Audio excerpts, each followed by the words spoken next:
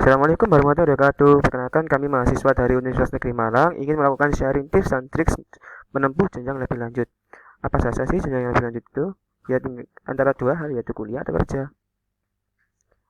Kalian masih bingung ingin kuliah atau kerja? Hal yang pertama harus kamu lakukan adalah kenali bakat dan minat dan peluangmu. Apakah kalian memiliki peluang untuk kuliah atau peluang untuk kerja? Bagi kalian yang ingin kuliah, ikuti rasa ingin tahu terbesar Anda. Pilih-pilih dan buat prioritas rasa ketertarikan terbesar pada suatu program studi yang ada. Yang ketiga, berkomitmen untuk terus mengasah kemampuan. Yang keempat, melakukan tes kepribadian dan bakat-bakat pada psikolog. Jangan khawatir dengan biaya pendidikan karena pasti terdapat program bidik misi dari pihak pemerintah ataupun beasiswa. Rajin mencari informasi terkait peluang diterimanya kamu di suatu program studi di suatu perguruan tinggi. Seleksi program studi dan instansi perguruan tinggi berdasarkan akreditasinya. Minimal akreditasinya adalah B ya. Jangan kalau bisa ya A. Perlu diperhitungkan juga program studi yang akan kamu ambil ini memiliki prospek kerja yang berpeluang bagi kamu ke depannya. Cermati tanggal pendaftaran masuk kuliah. Pelajari jalur-jalur masuk perkuliahan yaitu SNPTN, FSWNPTN, Mandiri, PMDKPN, ujian masuk perguruan tinggi kedinasan, seleksi masuk perguruan tinggi atau swasta. Berikut contoh-contoh referensinya. Nah, saat ini dia tips dan trik dari kakak-kakak yang sudah diterima berkuliah. Silahkan kakak-kakak. Untuk selanjutnya yaitu jalur SNMPTN. Jadi jalur ini adalah bisa dibilang dengan jalur undangan melalui rapot. Sebelum mendaftar SNMPTN, beberapa hal yang harus diperhatikan yaitu seperti nilai. Nilai semester 1 hingga semester 5. Jika bisa, nilai tersebut itu naik atau paling nggak stabil. Karena menurut saya itu menjadi salah satu faktor atau poin tersendiri untuk bisa mendaftar SNMPTN. Seingat saya, sebelum mendaftar itu kan nanti ada ranking paralel dari angkatan tersebut. Semisal pada tahun ini hanya beberapa persen saja yang bisa mendaftar SNMPTN. Maka dari itu, nilai rapot itu menjadi salah satu faktor untuk kamu bisa mendaftar SNMPTN. Kemudian, yang nomor 2, kalau bisa, jangan hanya mengandalkan satu jalur saja. Jika kamu bisa mencoba semua jalur, gunakanlah. Karena itu bisa menjadi peluang buat kamu masuk lebih besar. Yang ketiga yaitu untuk memilih jurusan. Di sini kamu bisa melihat nilai rapotmu rata-rata semester 1 sampai 5. Kemudian coba cari referensi seperti peminat dan daya tampung pada jurusan tersebut di tahun sebelumnya.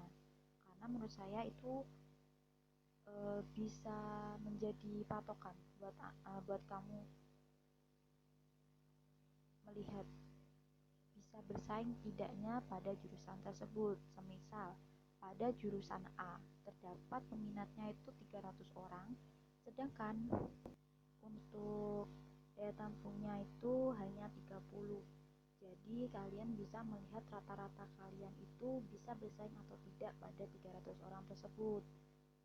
Kemudian menurut saya tidak semua jurusan yang favorit itu banyak persaingannya. Karena dulu waktu saya itu di sekolah saya itu ada seorang anak yang misal ingin masuk TI, kan TI terkenal dengan persaingannya yang ketat kan ya. Terus dia akhirnya nggak jadi pilih jurusan tersebut. Namun jika banyak orang yang berpikir seperti itu, akhirnya memilih jurusan lain seperti bahasa Jawa, kan mereka di tahun saya itu mereka menganggapnya bisa nih masuk ke sini. Nah, karena banyak yang berpikir seperti itu, kemudian kan jadi orang yang memilih jurusan tersebut kan menjadi banyak, sehingga yang di TI itu jadi sedikit dan persaingannya juga kan juga menjadi sedikit dan peluang juga menjadi banyak. Maka dari saya itu apapun jurusannya itu kalau kamu yakin sebenarnya bisa saja sih kalau itu sudah jadi jalan kamu ke sana.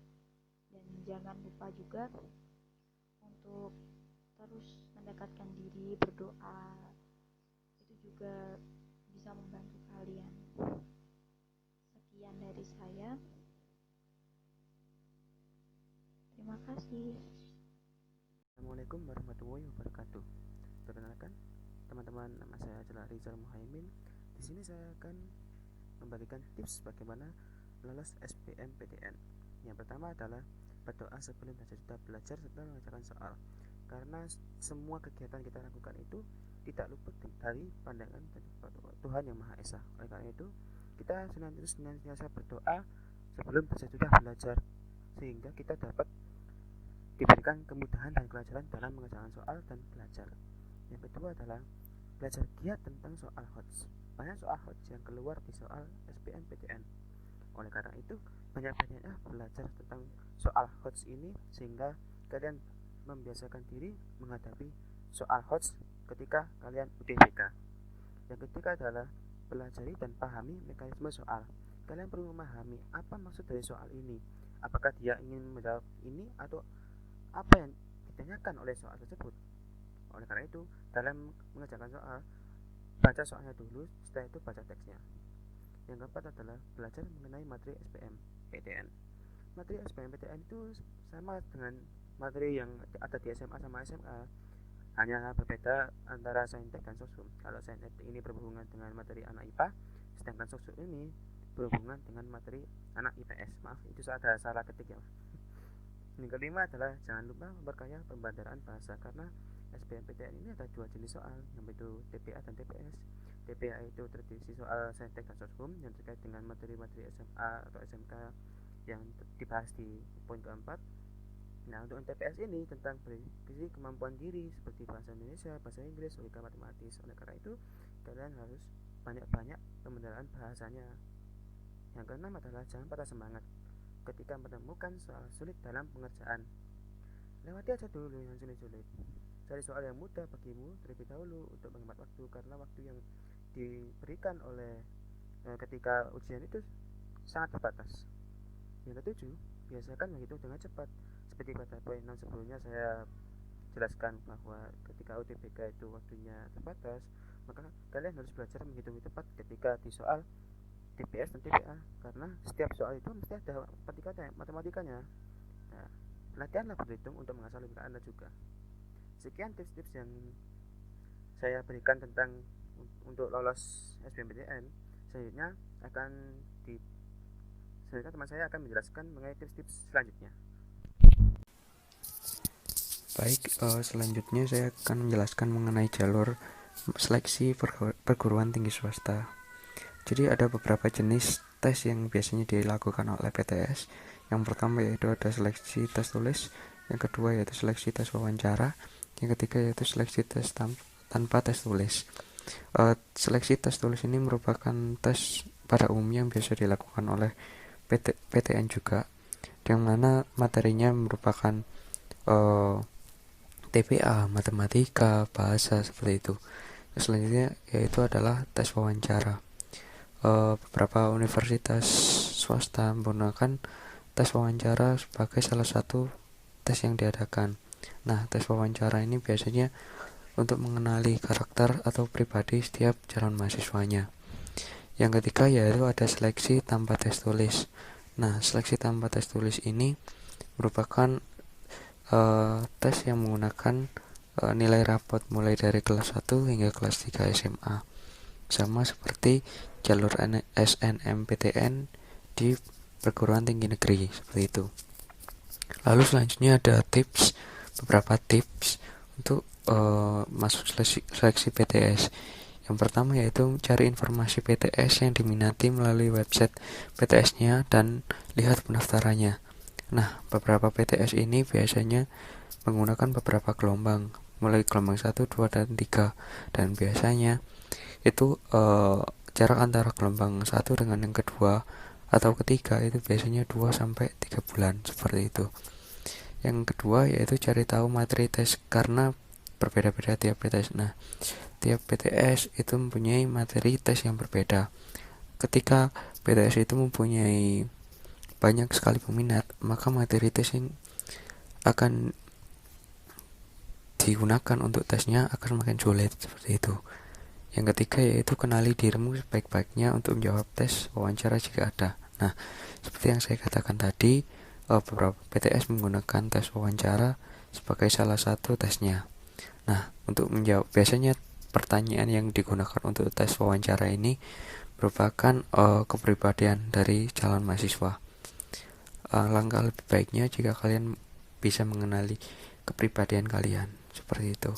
Yang keempat, kerjakan dengan sebaik-baiknya tes dan banyak doa. Nah, untuk beberapa PTS, jika nilai kalian di tes tulisnya oke atau bagus, maka akan ada beasiswa atau diskon bagi mereka yang mendapatkan nilai bagus di jalur tes ini, seperti itu. Mungkin itu saja bagi jalur seleksi PTS yang bisa saya sharing-sharing berikan. Terima kasih. Assalamualaikum warahmatullahi wabarakatuh. Selanjutnya ada jalur seleksi mandiri.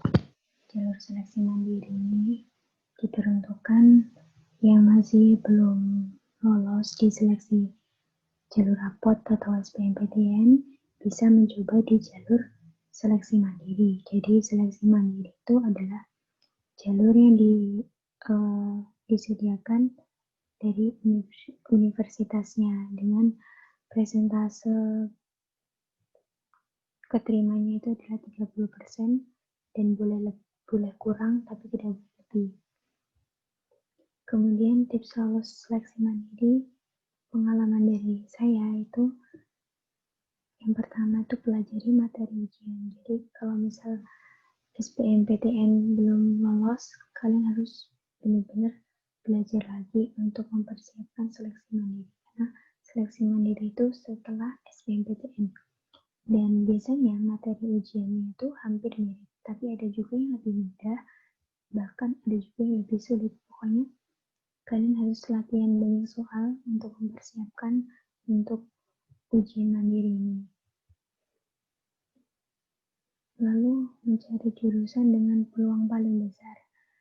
Itu seperti ketika kalian mendaftarkan di jalur mandiri sebelum memilih prodinya, kalian juga harus melihat daya tampungnya bagaimana, keketatannya bagaimana, kemudian peluang keterimanya berapa, itu benar-benar harus dilihat.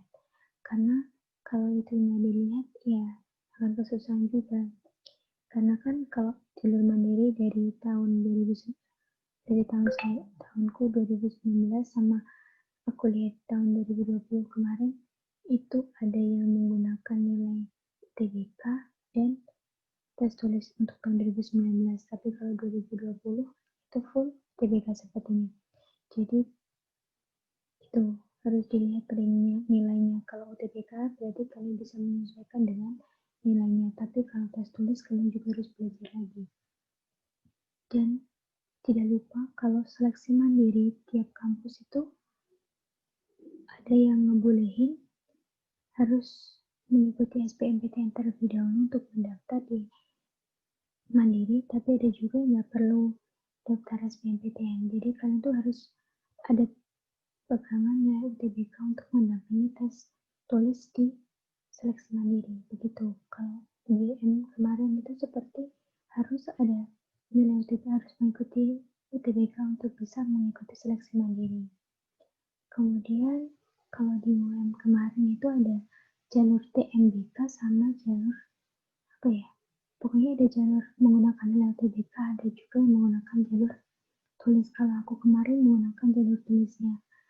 Begitu. Kemudian gali terus informasi seputar kampus. Karena setiap kampus memiliki kebijakan berbeda, mulai dari jadwal pendaftaran, prosesi pendaftaran, sampai juga pemilihan jurusan. Jadi kalian harus sering-sering melihat websitenya jika kalian ingin lolos di seleksi mandiri. Kemudian itu yang paling penting menurut saya itu adalah diskusikan biaya. Karena kan namanya mandiri pasti biayanya juga nggak mudah, nggak sedikit. Apalagi ada uang pangkal dan UKT-nya biasanya ditentukan oleh pihak kampus dengan UKT tertinggi. Tapi ada juga yang kampus yang tidak memiliki biaya pangkal atau uang pangkal, seperti BMUI, kemudian mana lagi ya, banyak pokoknya, kalian bisa lihat sendiri. Kalau di UM itu ada uang pangkal dan UKT-nya juga ditentukan oleh pihak kampusnya, begitu. Kemudian yang terakhir, tetap semangat belajar, jangan pantang menyerah. Pokoknya tetap berdoa, tetap berusaha, persiapkan diri kalian untuk menjadi orang yang sukses itu. Halo teman-teman, perkenalkan nama saya Nur Prasila Putri Arifi. Nah, di sini saya akan menjelaskan tentang sekolah kedinasan. Baik, apa sih sekolah kedinasan? Sekolah kedinasan adalah perguruan tinggi atau sekolah tinggi yang dikelola atau berada di bawah kementerian, badan, lembaga pemerintah yang sebagian dan atau keseluruhan biaya akan ditanggung oleh pemerintah. Nah, sekolah kedinasan ini lulusannya akan mendapatkan ikatan dinas. Nah, apa itu ikatan dinas? Ikatan dinas adalah salah satu program yang dijalankan oleh pemerintah atau yang dijalankan oleh sekolah kedinasan untuk menjaring calon mahasiswa atau taruna yang akan diangkat menjadi pegawai negeri sipil. Jadi lulusannya nanti akan mendapatkan pekerjaan dan diangkat menjadi pegawai negeri sipil. Kemudian untuk keunggulan sendiri dari sekolah kedinasan yaitu yang pertama, biaya kuliahnya jauh lebih murah dibandingkan dengan kampus pada umumnya karena seluruh atau sebagian biaya operasionalnya akan disubsidi oleh pemerintah. Untuk selanjutnya yaitu tentunya menjadi kebanggaan buat orang tua dong karena akan nggak ngeberatin mereka berdua. Selanjutnya lulusannya semua pasti langsung kerja di instansi dan diangkat menjadi pegawai sipil. Berbeda dengan lulusan kampus pada umumnya yang bingung untuk mencari kerja waktu lulus. Selanjutnya, apa saja sekolah kedinasan yang ada di Indonesia?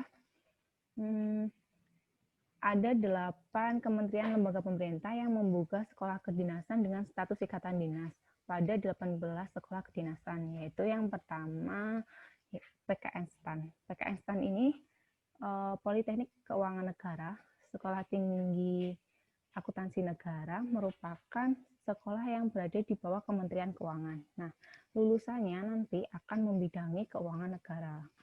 Dan yang kedua yaitu IPDN. IPDN atau Institusi Pemerintahan Dalam Negeri ini merupakan sekolah untuk mempersiapkan para kader pemerintahan baik dari tingkat daerah maupun tingkat pusat. Nah, IPDN ini berada di bawah Kementerian Dalam Negeri.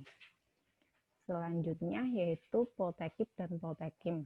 Nah, Poltekip ini merupakan Politeknik Ilmu Pemasyarakatan yang lulusannya akan bekerja di lembaga pemasyarakatan di setiap daerah. Sedangkan Poltekim ini merupakan Politeknik Imigrasi yang lulusannya akan bekerja di kantor-kantor imigrasi di setiap daerah. Nah, untuk Poltekim dan Poltekim ini berada di bawah Kementerian Hukum dan HAM. Untuk selanjutnya yaitu Sekolah Tinggi Ilmu Statistik. Nah, sekolah ini berada di bawah Badan Pusat Statistik yang lulusannya akan membidangi tentang data-data yang ada. Selanjutnya yaitu STMKG. Nah, STMKG ini merupakan Sekolah Tinggi Meteorologi, Klimatologi, dan Geofisika yang berada di bawah Badan Meteorologi, Klimatologi, dan Geofisika. Nah, lulusannya akan memberikan informasi tentang meteorologi, klimatologi, geofisika, dan kualitas udara. Untuk selanjutnya yaitu Sekolah Tinggi Intelijen Negara. Nah, Sekolah Tinggi Intelijen Negara ini di bawah Badan Intelijen Negara yang lulusannya akan memiliki kemampuan ilmu intelijen untuk menjaga persatuan dan kesatuan negara. Selanjutnya yaitu Sekolah Tinggi Sandi Negara. Nah, Sekolah Tinggi Sandi Negara ini berada di bawah Badan Cyber Negara yang lulusannya diharapkan mampu menjawab tantangan perkembangan teknologi informasi dan ancaman terhadap pengamanan informasi rahasia negara. Untuk selanjutnya yaitu sekolah yang berada di bawah Kementerian Perhubungan. Nah, di sini ada 11 sekolah kedinasan yang terbagi menjadi matra darat, matra laut, dan juga matra udara. Nah, untuk matra daratnya itu ada STTD, Sekolah Tinggi Transportasi Darat. Kemudian untuk yang di laut, pelayaran itu ada STIP, yang di udara ada penerbangan yaitu STPI. Nah, itu tadi 8 sekolah kedinasan yang ada di Indonesia. Untuk tips masuk kedinasan ini sendiri yaitu yang pertama, kenali diri kalian. Jadi kenali diri kalian cocoknya di sekolah kedinasan yang mana. Kemudian ketahui dan pahami persyaratan dari setiap kedinasan, karena kita ketahui bahwa setiap kedinasan itu pasti memiliki persyaratan dan ketentuan yang berbeda-beda. Untuk selanjutnya, persiapkan diri kalian dan persiapkan juga mental kalian. Jangan lupa untuk selalu berdoa dan berusaha. Semangat! Thank you.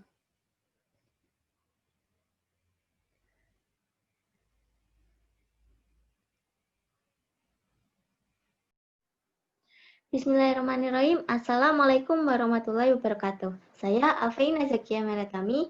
Di sini saya akan berbagi tips dan trik bagi kalian adik-adik SMA, SMK, MA maupun MAK yang akan mencari pekerjaan setelah lulus dari sekolah. Tipsnya seperti apa? Check it out. Pertama, jangan terburu-buru dalam mengambil keputusan. Harus memikirkannya dengan benar-benar matang. Harus dipersiapkan juga dengan matang. Di situ kalian akan bekerja di bidang apa, kalian akan bekerja di mana, terus habis itu kalian bekerjanya nanti akan seberapa lama, itu harus benar-benar dipikirkan dan digali informasinya agar benar-benar matang. Kemudian perluas jaringan relasi. Nah, ini bisa kalian mulai sejak kalian belum lulus dari SMA, SMK maupun MA. Di situ bisa dengan tanya-tanya kepada guru lah ataupun kepada keluarga yang mana bisa mendukung kalian dalam mendapatkan suatu pekerjaan. Yang selanjutnya adalah aktif dalam mencari informasi lowongan pekerjaan. Bisa melalui website maupun melalui sosial media. Kalian harus benar-benar teliti pada informasi lowongan pekerjaan tersebut. Harus diklarifikasi terlebih dahulu apakah info tersebut itu benar ataupun hanya suatu penipuan saja. Kalian harus klarifikasi. Biasanya di situ kalau mereka itu terpercaya, mereka pasti menyantumkan kontak yang bisa dihubungi dan juga email yang bisa dihubungi, dan lokasi dari tempat kerjanya itu juga jelas. Kemudian tunjukkan keahlian yang kalian miliki. Bisa dari kalian share keahlian kalian melalui YouTube ataupun sosial media, karena barangkali nanti perusahaan yang membuka lowongan pekerjaan itu melihat keahlian kalian di sosial media yang telah kalian share itu tadi. Nah, itu bisa salah satu yang mendukung kalian dalam menunjukkan keahlian yang telah kalian miliki. Nah, bisa juga dengan melalui portofolio. Portofolio di sini juga membuktikan keahlian kalian. Bisa diisi dengan proyek-proyek yang telah kalian kerjakan. Misal kalau kalian ahli di bidang pemrograman, maka portofolio kalian bisa berupa aplikasi yang telah kalian buat maupun website-website yang telah kalian buat, atau bisa juga dengan kasus yang telah kalian pecahkan melalui pemrograman. Nah, itu juga bisa dimasukkan ke dalam portofolio. Yang berikutnya adalah memperbaiki CV. CV itu adalah kurikulum vitae atau daftar riwayat hidup. Isinya ada identitas diri kalian, ada keahlian kalian, juga ada pengalaman organisasi. Pokoknya di dalam CV itu buatlah semenarik mungkin yang bisa menarik minat perusahaan-perusahaan dalam menerima kalian bekerja di tempat kerja tersebut. Nah, CV dibuat dengan sejujur-jujurnya ya. Jangan sampai kalian over dalam membuat CV itu menarik, yang mana itu tidak sesuai dengan kenyataan. Nah, jangan sampai, karena nanti pasti ketika kalian melamar kerjaan, kalian juga akan dites, baik itu tes wawancara maupun tes skill. Yang selanjutnya adalah kirim lamaran. Setelah semua persyaratan terpenuhi dan kalian sudah yakin bahwa tempat pekerjaan yang akan kalian lamar itu benar-benar bagus dan sesuai dengan yang kalian inginkan, maka kirim lamaran melalui email yang telah tersedia. Yang selanjutnya adalah mengikuti job fair. Job fair di sini banyak perusahaan-perusahaan yang mendirikan stand di di satu tempat yang sama, yang mana pastinya di situ juga banyak sekali pelamar kerja lain yang datang. Maka kalian harus mempersiapkan diri kalian, baik mempersiapkan kesehatan maupun mempersiapkan mental kalian, mempersiapkan skill kalian, dan juga surat-surat yang akan dibutuhkan dalam melamar pekerjaan melalui job fair ini. Job fair di sini keuntungannya banyak, karena di situ kalian begitu mengirimkan lamaran, kalian bisa langsung mendapatkan respon. Jadi tidak, kalau misal melalui email kan kalian masih menunggu. Nah, kalau job fair ini kalian bisa langsung mendapatkan respon. Di situ juga bisa langsung melakukan tes wawancara atau melakukan tes skill. Nah, kalian harus up to date dalam mencari informasi, baik itu job fair maupun lowongan pekerjaan yang lain. Yang pasti kalian harus aktif. Sekian tips dari saya.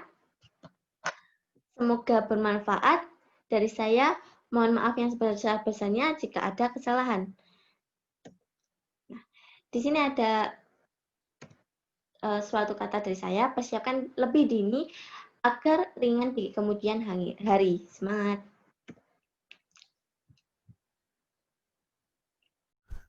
Sekian program sharing tips dan trik menempuh kuliah atau kerja dari kami mahasiswa Universitas Negeri Malang.